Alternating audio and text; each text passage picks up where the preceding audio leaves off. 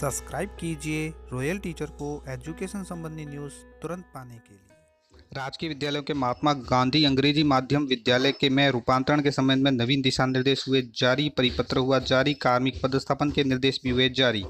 जी हाँ साथियों, इस वक्त की बड़ी खबर की बात करें तो राजकीय विद्यालय जो भी थे उनको अगर अंग्रेजी माध्यम विद्यालय बनाया गया है तो उनके संबंध में नवीन दिशा निर्देश जारी किए गए हैं कि किस विद्यालय को अंग्रेजी माध्यम बनाया जाएगा, किसको नहीं बनाया जाएगा। साथ में कार्मिकों के पदस्थापन के संबंध में 20 में दिशा निर्देश जारी किए गए हैं। बात करें राजस्थान सरकार के इस परिपत्र की जो आज ही जारी यानी 8/8/2022 को जारी हुआ है। राजकीय विद्यालय के महात्मा गांधी राजकीय अंग्रेजी माध्यम या राजकीय अंग्रेजी माध्यम विद्यालय में रूपांतरण के संबंध में पूर्व में जारी परिपत्र दिनांक 24/12/2021 या 26/5/2022 के अतिक्रमण में इन विद्यालयों के रूपांतरण और संचालन के संबंध में निम्नानुसार दिशा निर्देश जारी किए जाते हैं। यानी इनके संबंध में पहले भी दिशा निर्देश जारी किए गए हैं, लेकिन ये आदेश ये परिपत्र इनके ऊपर अतिक्रमण रहेगा।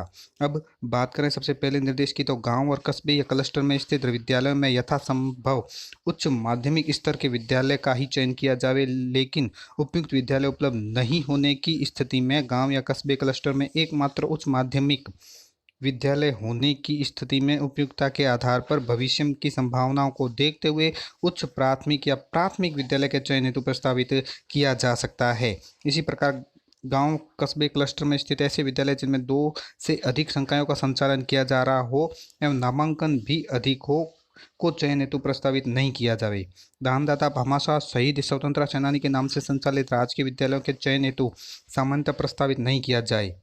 साथ ही यदि प्रस्तावित करना ही पड़े तो संबंधित या उनके परिवार की सहमति लेकर ही प्रस्तावित करें। संबंधित या उनके परिवार की सहमति पर ही विद्यालय को अंग्रेजी माध्यम में रूपांतरित हेतु प्रस्तावित किया जा सकता है। इन विद्यालयों का नाम पूर्ववत भामाशाह दानदाता शहीद स्वतंत्रता सेनानी के नाम से ही रखा जाएगा। इसी प्रकार सामान्य बालिका विद्यालय को भी रूपांतरण हेतु प्रस्तावित नहीं किया जाए।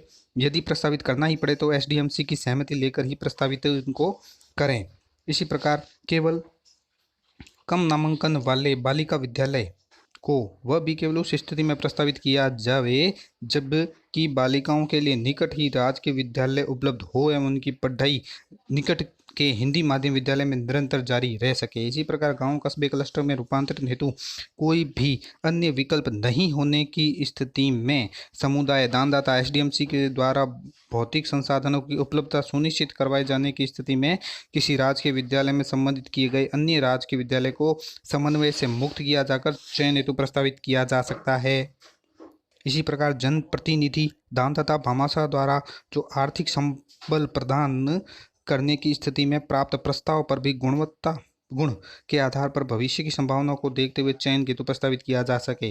1000 ग्रामीण क्षेत्र में विद्यालय रूपांतरित किए जाने के लिए राजस्व गांव की जनसंख्या 5000 के स्थान पर 4000 की जनसंख्या वाले गांव में भी उपयुक्त विद्यालय उपलब्ध नहीं होने की स्थिति में 3000 वाली जनसंख्या वाले गांव में भी संचालित किए जा सकेंगे।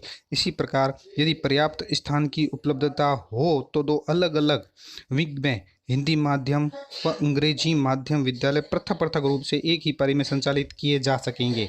और साथ में इसमें दोनों बताई गई है कि दोनों विद्यालय को एक ही पारी में संचालित किए जाने हेतु यदि पर्याप्त भवन उपलब्ध न हो तो प्रथम पारी में अंग्रेजी माध्यम और द्वितीय पारी में हिंदी माध्यम विद्यालय संचालित किए जा सकेंगे, लेकिन बहुत ही विशिष्ट परिस्थिति में वह भी केवल राज्य सरकार की अनुमति से अपवाद स्वरूप ये होगा। और वर्तमान सत्र में जिन विद्यालयों की राजकीय अंग्रेजी माध्यम विद्यालय में रूपांतरण की स्वीकृति जारी की गई है परंतु अंग्रेजी माध्यम में प्रवेश प्रारंभ नहीं हुआ है तथा भविष्य में अंग्रेजी रूपांतरित किए जाने वाले विद्यालय में प्रथम चरण में केवल 1 से 5 तक को ही अंग्रेजी माध्यम में संचालित किया जाएगा। आगामी सत्रों में क्रमशः 6 से 8 एवं तत्पश्चात पूर्व में जारी निर्देश दिनांक 14/6/2019 के अनुसार 9 व 12 तक की कक्षाओं का संचालन अंग्रेजी माध्यम से किया जाएगा। अब आ रही है शिक्षकों के चयन की। तो रूपांतरण से पूर्व विद्यालय में जिन तृतीय भाषा विषयों का अध्यापन किया जा रहा था अंग्रेजी माध्यम में रूपांतरण के पश्चात उन विद्यालयों में उन्हीं तृतीय भाषा के विषयों का अध्यापन जारी रखा जाएगा। तृतीय भाषा विषयों को बदला नहीं जाएगा। तृतीय भाषा शिक्षकों की नियुक्ति आवश्यकता अनुसार कक्षा 6 प्रारंभ होने पर ही की जाएगी। रूपांतरित विद्यालयों में पूर्व में गैर शैक्षणिक पदों पर कार्यरत कार्मिकों को आवश्यकता अनुसार बिना साक्षात्कार के सीधे स्थानांतरण या पदस्थापन की सामान्य प्रक्रिया से हटाया लगाया जा सकेगा। साथ ही अंग्रेजी माध्यम की कक्षा वर्ष दर वर्ष क्रमोन्नत होकर जब तक कक्षा 8 अंग्रेजी माध्यम हेतु प्रारंभ नहीं होती तब तक हिंदी माध्यम वाले संस्था प्रधान ही कार्य करते रहेंगे।